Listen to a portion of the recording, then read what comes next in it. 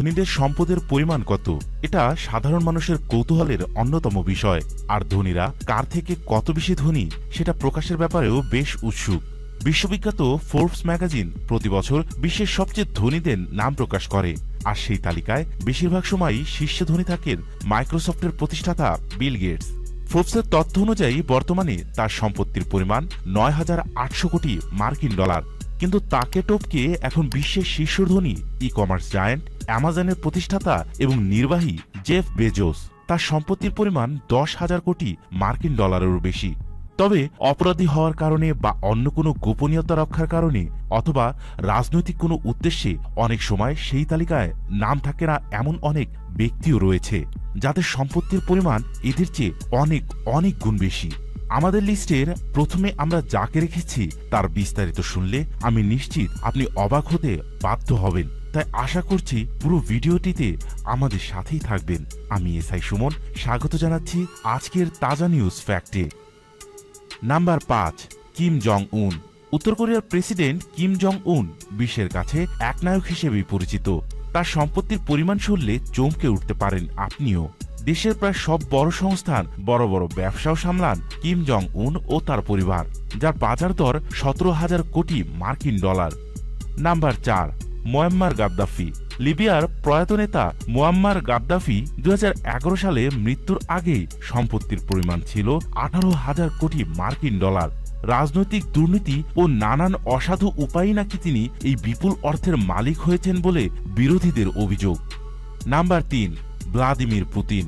ফোর্বসের বিশ্বের সবচেয়ে ক্ষমতাবান ব্যক্তি হিসেবে নাম আছে রাশিয়ার প্রেসিডেন্ট ভ্লাদিমির পুতিনের। এমনকি আমেরিকার প্রেসিডেন্টের চেয়েও তার ক্ষমতা অনেক গুণ বেশি।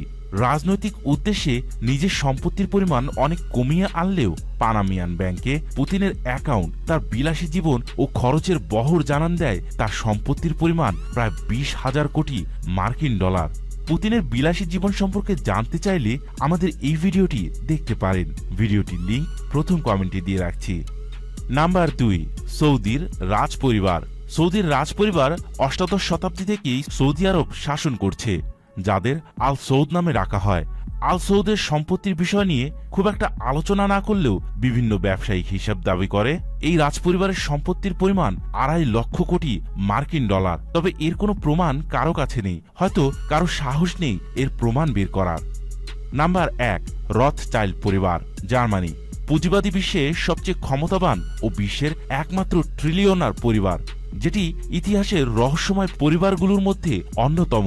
এই পরিবার সম্পর্কে এখন সাধারণ কিছু ধারণা নিয়ে রাখুন। আমাদের পরবর্তী ইলুমিনাটি পর্বে এই পরিবার সম্পর্কে বিস্তারিত বর্ণনা করব। এই পরিবারের সম্পত্তির পরিমাণ ছাড়িয়েছে ৪ লাখ কোটি মার্কিন ডলারেরও বেশি।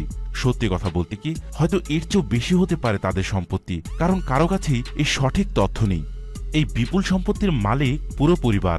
ধারণা করা হয় পুরো বিশ্বের ব্যাংকিং ব্যবস্থাও এদের হাতের ধরিতেই নিয়ন্ত্রণ করা হয়, আর এরা চাইলে যে কোনো দেশকে নিশ্চিহ্ন করে দিতে পারে, ইরাক এবং সিরিয়ার মতন। তারা এতই ক্ষমতাধর যে বিশ্বের কোনো মিডিয়া বা পৃথিবীর কোনো ক্ষমতাবান ব্যক্তি তাদেরকে ঘাঁটাতে সাহস পায় না। প্রিয় দর্শক, আমাদের এই ভিডিওটি আপনাদের কাছে কেমন লাগলো তা আমাদেরকে কমেন্ট করে জানাতে ভুলবেন না অবশ্যই। আমরা জানি ইলুমিনাটির ৩য় পর্বের জন্য আপনারা অধীর আগ্রহে অপেক্ষা করে আছেন, তবে সঠিক কিছু তথ্য ও উপাত্তের জন্য আমাদের ভিডিওটি তৈরি করতে একটু দেরি হচ্ছে। তবে আশা রাখছি এই সপ্তাহের মধ্যেই আপনাদেরকে ভিডিওটি উপহার দিতে পারবো।